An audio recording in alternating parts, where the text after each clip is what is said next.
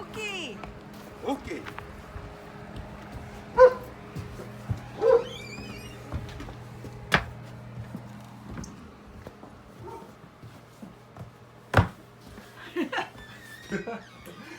I'm not Bigfoot, I just like a duck to come in.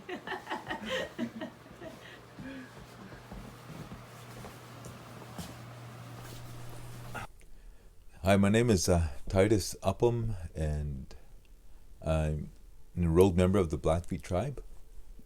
And I work here on the Blackfeet reservation and work with our families, and also one of our local native pastors here.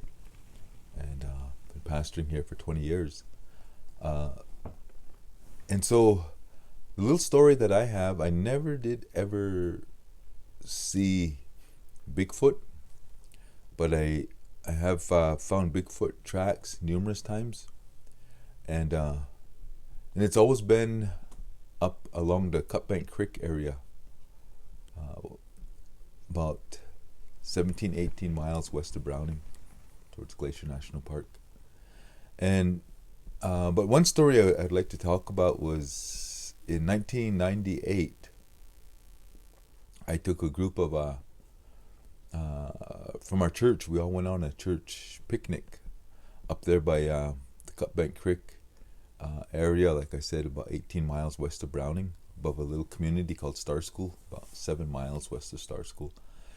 And there were several families there. We had a cookout and played horseshoes and just had a good time. And then after the cookout was done, we started to visit, and it started to get dark on us. And we had a campfire going. And we were just all around the campfire visiting, drinking good campfire coffee. That's the best coffee. If you never had good coffee, you want that campfire coffee. And so we were drinking our campfire coffee, and then it got dark. And at that time, we had one of our a gentleman that attended the church was also a game warden for the tribe, and he was there with us.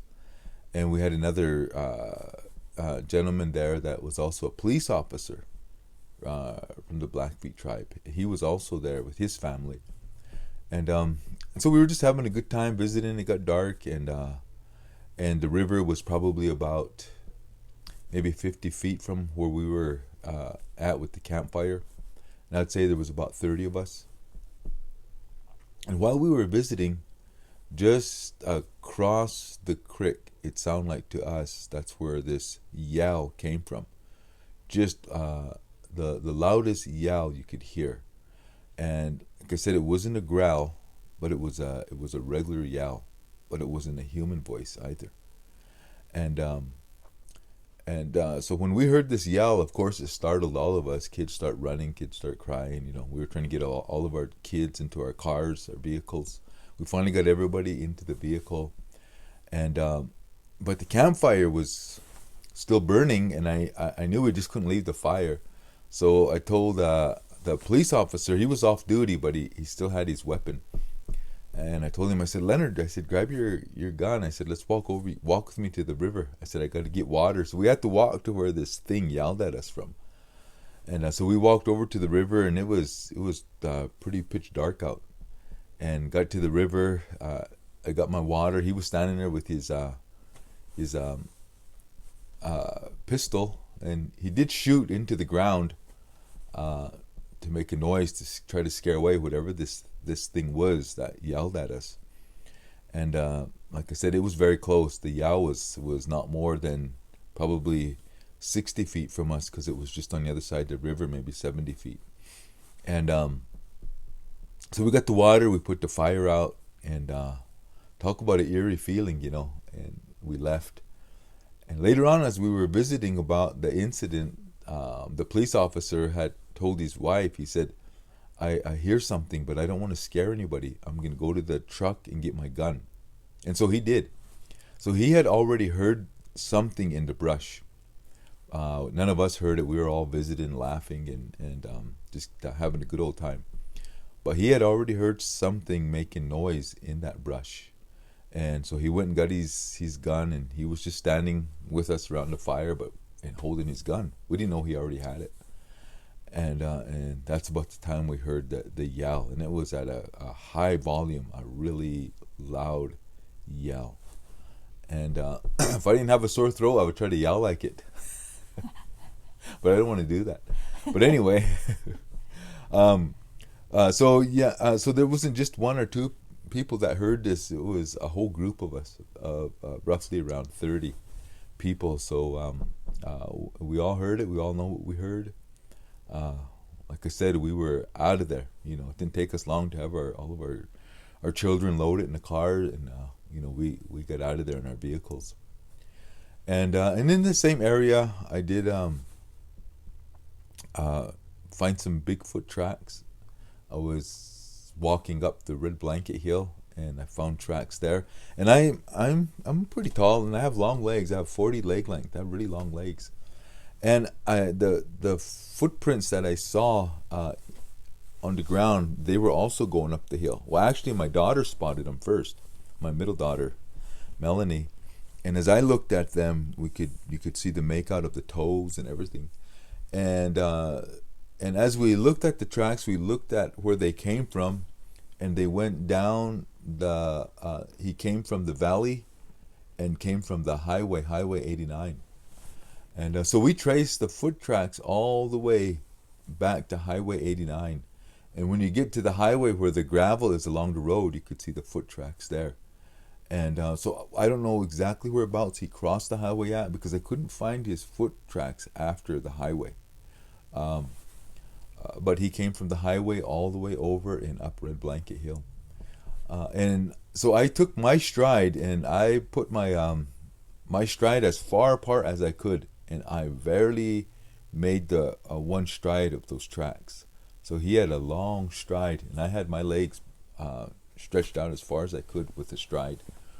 And I got, like I said, I have real long legs, and so his strides were very wide, and very footprints were pretty good size. And as we stood up on the hill, as we looked down, we could just see the footprints all the way through the grass. You could see where the grass was down. And even one area where he stopped, the grass was down where you could tell he was moving, like, I don't know if he was looking different directions or what. And then we just continued to follow from the direction he came from. And so we know he went up over the ridge. I don't know where he went from there. But we tracked him all the way from the Highway 89.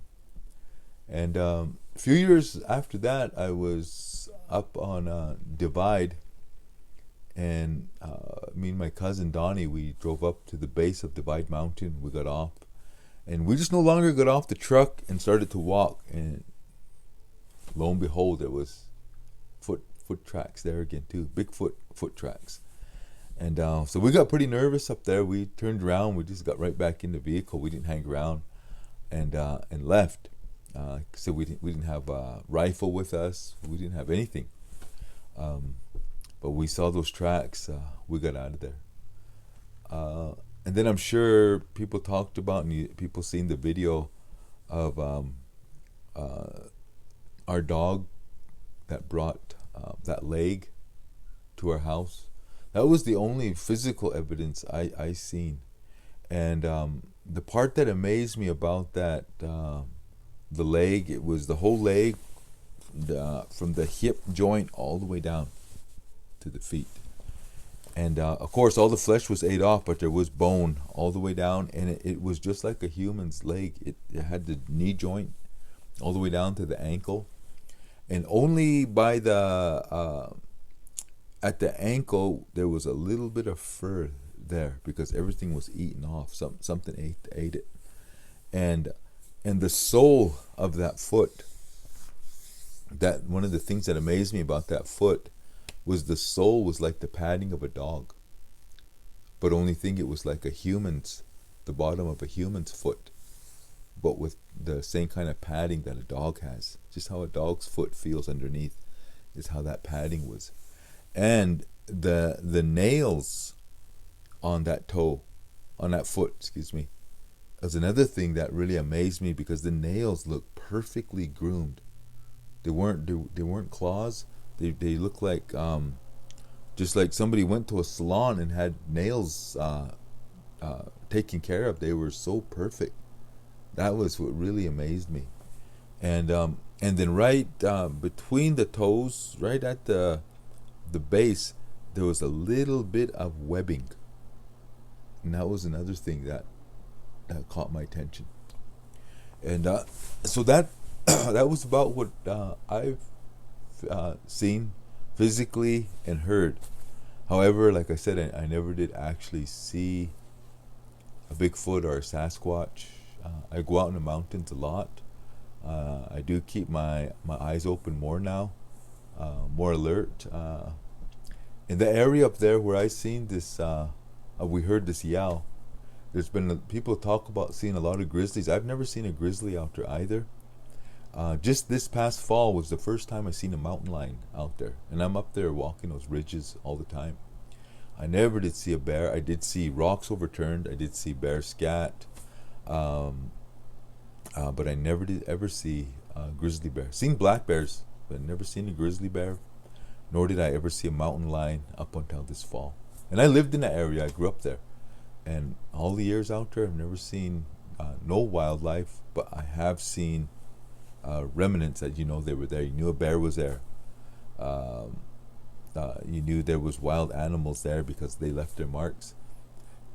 And the same way, I've never seen a Bigfoot, but I have seen foot tracks also. Just like I've seen grizzly foot tracks there. I've seen wolf.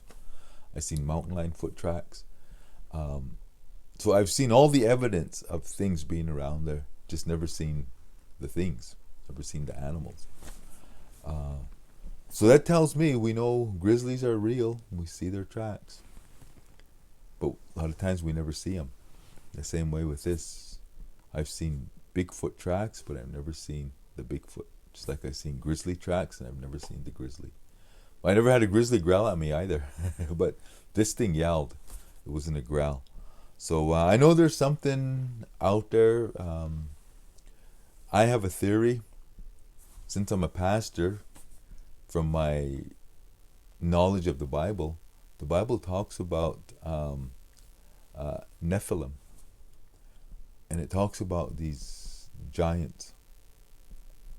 And